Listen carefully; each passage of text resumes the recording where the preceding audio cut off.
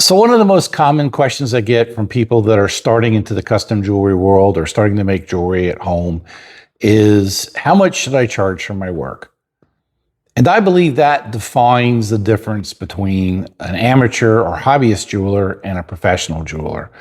Other people like to say it's because you work in a big store or you've done this or you do that or you do this kind of work or that kind of work. I don't think that's the case.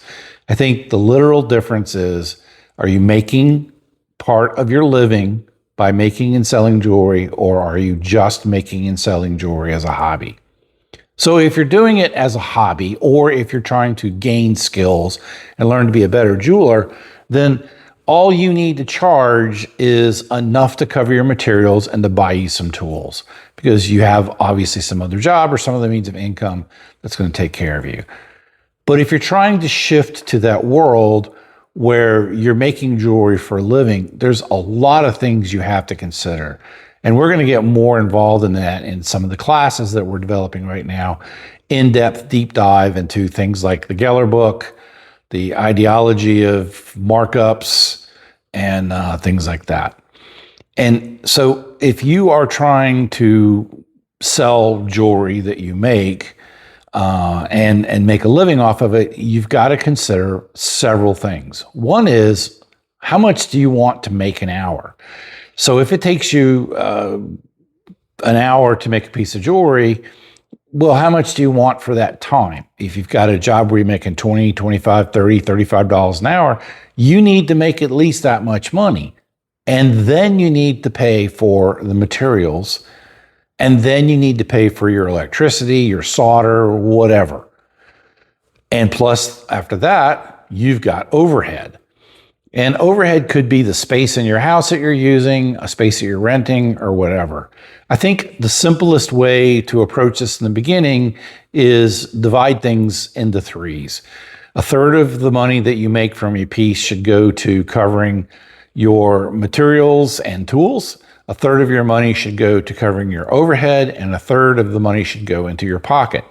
So one way you can look at that is, if you want to make $30 an hour and you make a piece and it takes you an hour, you need to at least charge, let's say, $90 for that piece for the hour that you worked on it. And, that's a start. Like I say, we can get into a lot more of the deep dives. You can make, the more expensive pieces you make, the less your profit margin and your markup is going to be able to be, because you can't bear it. But the worst thing I think you can do, and I see this all the time with people that are just breaking into the industry, is to go on eBay or Amazon or some site and say, oh, well, there's a piece that's similar to my work and it's $30. So I'm going to have to charge $30 for a piece, or $300 or $3,000. It doesn't matter. You might see that really nice diamond ring with micropave all over it on the internet for $3,000, and you can't build it for $3,000, much less sell it for $3,000. Well, don't worry about that. Worry about covering your materials, covering your tools, and making a living. That's what's really important. So here's a couple of ways to look at your pricing. If you try to go after the low-end market, if you try to compete with the things that you see elsewhere that are made mass-produced or made in a factory in China or automated or whatever, you're going to lose. There's no way you're going to be able to make it. There's a segment out there that wants to buy things that are very special, and you need to create things that are very special. The value of jewelry is never the materials that puts into it. It's actually the sentiment attached to it. You often see people who buy something on a trip or for a special occasion. That's usually what jewelry is about. So play to that and price to that. Don't try to be the low person. Try to be the person that has the highest craftsmanship or the best story or whatever. Those are the ways you go. And one last thing.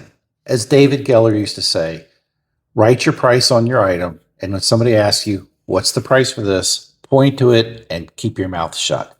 The next person to speak is going to give up money. And what that means is, you don't need to haggle. You need to be proud of the price you set on it and confident on it. And that will close the sale most of the time.